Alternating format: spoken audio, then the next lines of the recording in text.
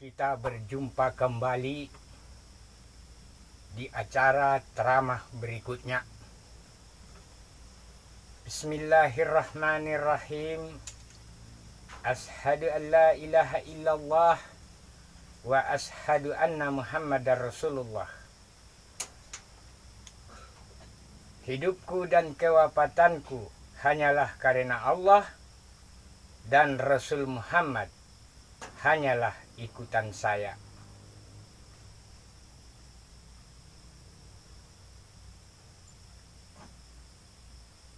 Ceramah berikutnya yang akan saya sampaikan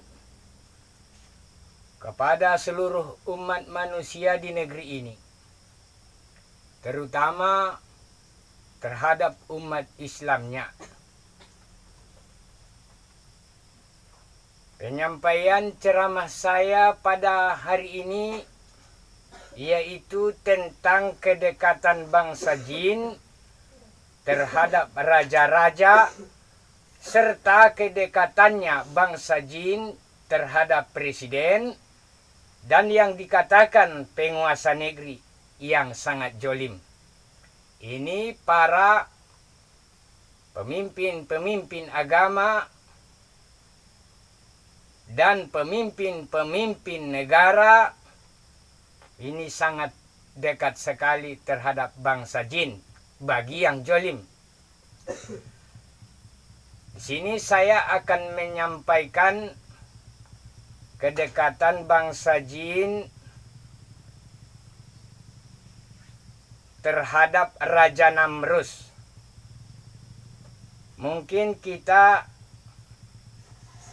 semua di negeri ini sudah mengetahui tentang Raja Namrus.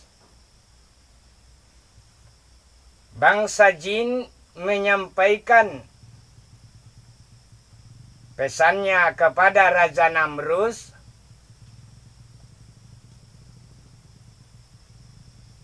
bahwa akan lahir anak bayi laki-laki. Kelak sesudah besar laki-laki ini akan menghancurkan Raja Namrus.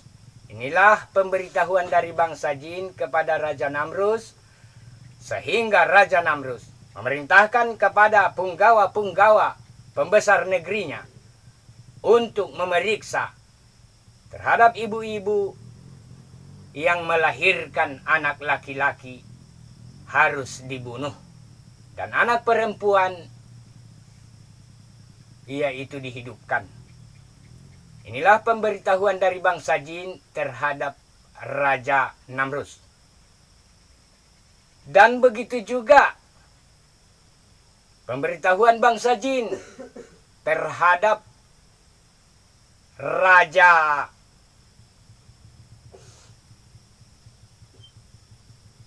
Fir'aun. Raja Fir'aun ini yang sangat jolim.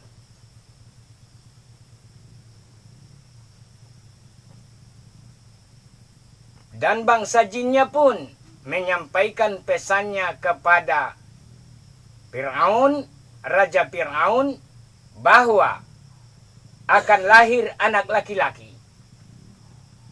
Kelak sesudah besar anak laki-laki ini akan menghancurkan kerajaan Fir'aun. Sehingga Raja Fir'aun pun memerintahkan kepada pembesar-pembesar kerajaan untuk menyelidiki para ibu-ibu yang melahirkan anak laki-laki harus dibunuh. Mengapa demikian? Kelak anak laki-laki itu disangsii akan menghancurkan kerajaan Fir'aun. Seperti inilah kedekatan bangsa Jin terhadap penguasa negeri. Dan begitu juga terhadap Presiden Jokowi di negara Indonesia, yaitu di negeri ini. Presiden Jokowi selalu dekat dengan bangsa Jin, yaitu dengan Ratu Kidulnya. Sehingga ceramah saya yang diperintahkan oleh Allah kepada saya dapat diketahui oleh Presiden Jokowi dikarenakan adanya pemberitahuan dari Ratu Kidul. Sehingga ceramah kebenaran ini selalu didiamkan oleh Presiden Jokowi. Mengapa demikian? Karena atas perintah dari Ratu Kidul. Dan Presiden Jokowi telah mengetahui saya sebagai singanya dunia. Inilah yang diperintahkan oleh Allah kepada saya. Kelak di suatu saat akan menjadi singanya di dunia ini. Yaitu pemimpinnya di dunia ini. Bangsa jin lebih mengetahui. Tetapi bangsa jin telah menyampaikannya kepada Presiden Jokowi. Sehingga apapun perkataan saya di negeri ini, satu-satunya umat manusia di negeri ini pembuktiannya. Kalau ceramah kebenaran datangnya langsung dari Allah, Presiden Jokowi sangat takut kepada saya. Ini pembuktiannya. Semua ceramah saya begitu dahsyat perkataannya selalu didiamkan oleh Presiden Jokowi. Mengapa demikian? Karena Presiden Jokowi telah mengetahui saya sebagai kelak akan menjadi singanya dunia. Inilah pembuktiannya bahwa ceramah saya adalah ceramah kebenaran. Sehingga si Jokowi pun keok terhadap saya.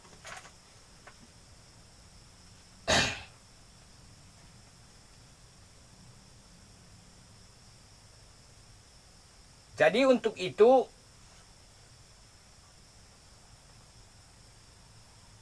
mulai dari yang terkecil sampai kepada yang terbesar, apapun yang saya ucapkan di negeri ini, Jokowi selalu mendiamkan. Satu-satunya umat manusia di negeri ini, hanya sayalah yang bebas berucap sesuka hati saya. Sesuka hati saya berucap di negeri ini. Apapun. Seandainya saya menghina umat Kristiani, saya bebas. Jokowi tidak akan berani berhadapan dengan saya. Mengapa demikian? Karena Jokowi telah mengetahui saya dari Ratu Kidul. Inilah pembuktiannya. Lihat Jokowi, sedikit sekali umat-umat di negeri ini menghujat Jokowi, langsung masukkan ke perangkap, yaitu ke penjara. Seperti Habib Rizik, begitu banyak pengikutnya masuk ke penjara. Tetapi mengapa saya tidak dipenjarakan Jokowi? Karena lebih tinggi derajat Allah Ta'ala daripada Habib Rizik. Inilah pembuktiannya bahwa Jokowi yang berhati si iblis itu sebenarnya keturunan dari bangsa jin terhadap bangsa-bangsa di Asia bagian timur. Apabila keturunan dari bangsa jin yang sudah menjadi manusia ingkar terhadap perintah dari Allah, disebut si iblis yang nyata. Iblis artinya bukanlah wajahnya yang buruk atau wajahnya yang jelek, tetapi sifat dan perangainya lah yang buruk dan jelek. Jin artinya manusia. Apabila keturunan dari bangsa jin ingkar terhadap Allah, seperti di beberapa negara-negara di Asia bagian timur ingkar terhadap Allah, disebut si iblis yang nyata. Seperti Joko Widodo, Presiden Republik Indonesia, ini si iblis urutan nomor 1 di negeri ini.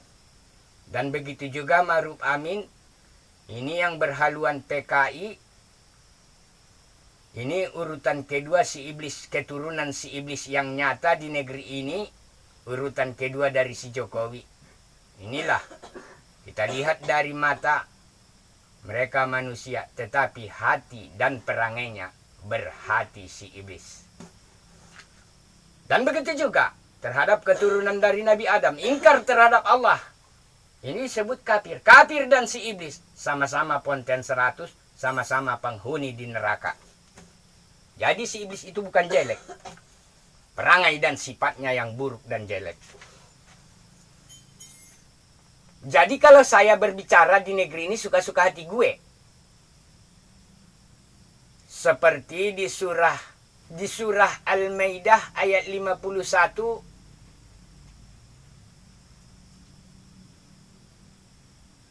Jangan kamu jadikan Yahudi dan Nasrani sebagai sahabatmu. Apabila kamu jadikan Yahudi dan Nasrani sebagai sahabatmu, maka jadilah kamu seperti mereka. Allah tidak akan memberi petunjuk jalan yang lurus kepada orang-orang yang bodoh. Jadi sewaktu Rhoma Irama berdakwah kemarin pernah menyinggung Jokowi, sebenarnya yang disinggung Rhoma Irama Jokowi yang tidak beragama Islam. Nyatanya memang benar. Sebenarnya Presiden Republik Indonesia TTD tertanda Joko Widodo ini bukanlah beragama Islam. Kalau betul-betul beragama Islam, perlihatkan kemaluanmu. Saya rasa kemaluanmu belum disunat. Menyebut Al-Fatihah saja kamu tidak mengetahui. Yang kamu ucapkan bukan Al-Fatihah, Al-Fatihah. Dari mana kamu beragama Islam? Kamu adalah sampahnya di dunia ini. Presiden Republik Indonesia TTD tertanda Joko Widodo sampahnya di negara Indonesia. Khalifah Siddiq berucap, bertanggung jawab, karena ini perintah dari Allah langsung kepada saya. Lebih tertinggi derajat saya dalam ketentuan dari Allah daripada derajat Anda. Derajat Anda sangat terlalu hina. Anda adalah gambaran manusia dan berhati si iblis yang nyata. Jadi sayalah satu-satunya di negeri ini manusia yang bebas berucap sesuka hati saya. Karena Presiden Jokowi tidak akan berani berhadapan dengan saya. Kalau dia berani berhadapan dengan saya, tentu ceramah saya akan terangkat ke permukaan. Kerajaan Ratu Kidul akan luluh lantak. Ini satu-satunya. Makanya Ratu Kidul berucap kepada Presiden Jokowi, apapun yang diucapkan oleh Khalifah Siddiq Parapat. Ratu Kidul berucap kepada Presiden Jokowi, diamkan kamu saja. Ini perintah dari Ratu Kidul. Jadi Presiden Jokowi sangat takut kepada saya. Jangan sampai ceramah saya terangkat ke permukaan. Negara Amerika akan saya lululantakkan dengan ketentuan dari Allah. Begitu juga negara Israel. Kamu telah dibayang-bayangi oleh kehancuran. Jangan kamu anggap negara kamu kuat. Bagi Allah, bagi saya, negara Amerika dan negara Israel bukanlah kuat. Di setiap kekuatan tentu ada kelemahan. Jadi kelemahan kamu ada pada otak Khalifah Siddiq Parapat. Tidak perlu mengadakan perlawanan terhadap kamu. Sesuai dengan pemberitahuan dari Allah kepada saya sendiri yang akan menghadapi kamu. Sebenarnya saya bukan kuasa, yang kuasa hanyalah Allah. Kalau umat-umat Islamnya di negeri ini percaya kepada Allah, jangan di mulut saja, buktikan. Kalau saya jiwa dan raga, mulai dari ujung rambut sampai ke ujung kaki, seluruh tubuh, darah dan daging, semata-mata percaya kepada Allah, bahwa Allah kuasa di atas segala-galanya. Satu-satunya umat manusia di muka bumi ini, selain dari negara Amerika, pembesar-pembesar Amerika, hanya sayalah satu-satunya umat manusia di muka bumi ini yang mengetahui rahasia persenjataan negara Amerika. Sehingga pernah saya sampaikan, jangan dicoba-coba Cina menghadapi Amerika. Tidak akan lebih pintar keturunan dari bangsa jin daripada keturunan dari Nabi Adam. Kita buktikan, lihat. keturunan dari Nabi Adam, mulai dari negara Arab, pecahannya yaitu benua Eropa, dan pecahan dari Eropa, benua Amerika Serikat, dan benua Amerika sampai ke benua Australia. Ini keturunan dari Nabi Adam. Dan begitu juga keturunan dari Nabi Adam, yaitu dari sila Buddha yang berkulit hitam, yaitu Afrika, benua Afrika. Dan begitu juga keturunan dari bangsa jin yang telah menjadi manusia.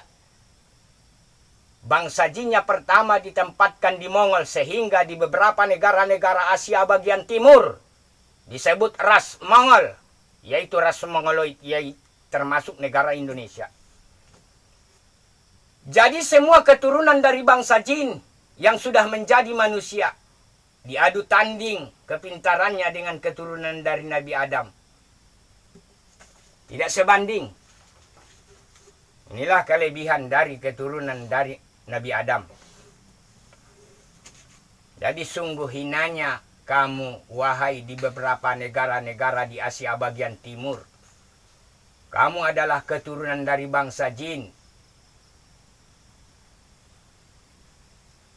Sungguh hinanya bangsa Indonesia. Kita lihat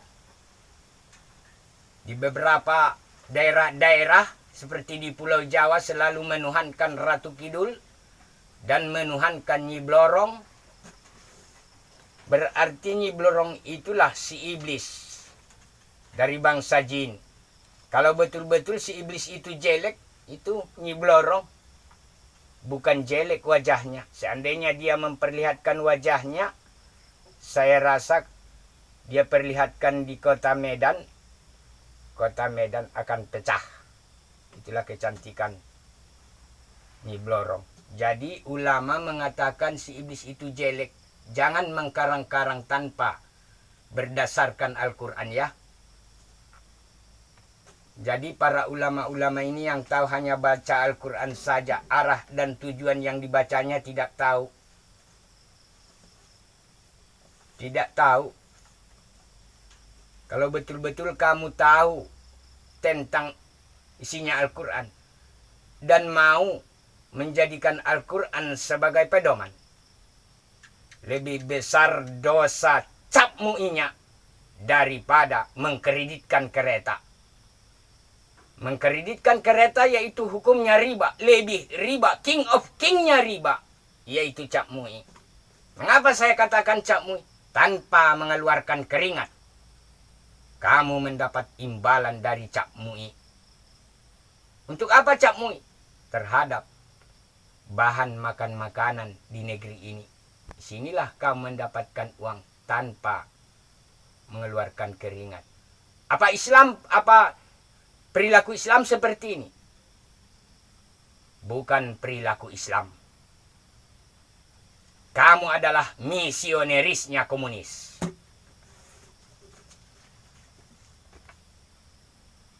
Inilah penyampaian saya kepada seluruh umat manusia di negeri ini. Sini simak baik-baik penjelasan saya, terutama umat-umat Islamnya di seluruh negeri ini. Sebenarnya para pesantren ini penanaman taubahnya seperti penanaman agama kepada pendidikan-pendidikan pesantren. Taubahnya seperti penanaman agama. Para ulama-ulama dan para ustadz-ustadz menanamkan ajaran-ajaran agamanya, yaitu terhadap pesantren. Sesudah besar ini si anak, dia akan mengikuti yang diajarkan oleh ulama dan ustadz-ustadznya. Sehingga sesudah besar diajarkan pun agama yang lurus kepadanya tidak akan nyambung. Taubahnya seperti umat Kristiani, Hindu, Buddha, Konghucu. Coba kamu nasihati. Berikan ajaran agama yang benar terhadap mereka. Tidak akan nyambung. Karena yang mereka ketahui adalah ajaran agama seperti itu. Sehingga kita ajarkan pun kepada mereka ajaran agama yang benar tidak akan nyambung. hanya yang dianggapnya ajaran yang benar, yaitu ajarannya. Tak ubahnya seperti pesantren. Mulai dari dulu telah ditanamkan oleh para ustadz-ustadz terhadap muridnya ajaran-ajaran yang menyesatkan. Sehingga kita sampaikan pun ajaran yang benar terhadap pesantren tidak akan nyambung. Yang mereka tahu ajaran yang benar ya yang diajarkan ustadz. Seperti contoh, simak baik-baik penjelasan saya. Ini ajaran-ajaran ulama ini. Simak baik-baik, wahai umat Islamnya di seluruh negeri ini. Simak baik-baik penyampaian saya. Di sini saya akan menjelaskan kepada umat Islamnya di seluruh negeri ini. Kalau betul-betul umat Islam, jangan di mulut saja. Penjelasannya sebagai berikut. Ini kata ulama. Kata ulama. Ya, ini kata ulama, siksa kubur itu ada. Kata ulama, siksa kubur itu ada. Saya telah diberitahukan oleh Allah dan diperlihatkan oleh Allah terhadap saya tempatnya atau alamnya orang yang sudah mati ataupun meninggal dunia. Saya telah langsung ke sana diberitahu oleh Allah tempat orang yang sudah mati. Sehingga saya mampu menceritakannya. Tahu menceritakannya. Beberapa kelebihan-kelebihan yang diberikan oleh Allah kepada saya di zaman para nabi-nabi dan para rasul, yaitu mukjizat. Ini kelebihan-kelebihan para nabi-nabi dan para rasul-rasul disampaikan oleh Allah kepada mereka. Banyak kelebihan-kelebihan mereka. Pada masa itu disebut mukjizat. Dan begitu juga terhadap saya. Diberitahukan oleh Allah kepada saya. Tidak bisa saya sampaikan sekarang saking banyaknya tentang isinya Al-Quran. Beberapa macam tentang isinya Al-Quran telah disampaikan oleh Allah kepada saya. Sehingga saya mampu berhadapan di hadapan Anda. Mengkafirkan para ulama-ulama sedunia. Tanpa pemberitahuan dari Allah, saya tidak akan berani. Tapi karena adanya pemberitahuan dari Allah, sehingga saya pun sanggup menyalahkan para ulama-ulamanya. Ini kata ulama, siksa kubur itu ada. Ya, ini kata ulama. Mulai dari sono-sononya sampai sekarang, selalu diajarkan oleh ulama-ulama yang sesat ini tentang adanya siksa kubur. Jadi para ulama-ulama ini mengajarkan ajaran-ajarannya kepada pesantren hanyalah taksirnya saja tanpa menggunakan pedoman dari kitab suci Al-Quran. Ini kata ulama, siksa kubur itu ada. Tetapi penjabaran saya ini jangan spontan kamu nilai. Renungi, pahami, dan pikirkan sedalam-dalamnya.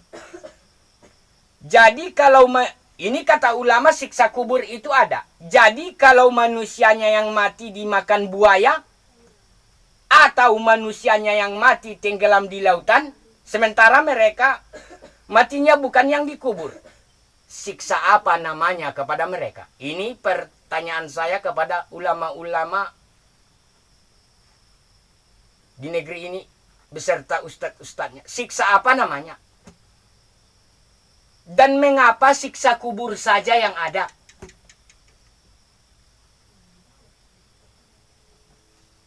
Sementara beberapa tidak terhitung saking banyaknya manusia-manusia yang mati jatuh dari kapal terbang, tenggelam di perairan lautan, bahkan mereka tidak bisa dikuburkan. Siksa apa namanya terhadap mereka? Saya rasa para ulama-ulama se-Indonesia dan ustadz-ustadznya tidak akan sanggup menjawabnya. Karena apa? Ajaran-ajaran yang kamu terapkan kepada pesantren dan terhadap umat Islamnya adalah ajaran yang menyesatkan. Cukuplah kamu saja yang terjerumus dan tersesat. Tapi jangan menjerumuskan orang lain. Inilah penjabaran saya, makanya saya sanggup mengatakan siksa kubur itu tidak ada. Di sini akan saya jelaskan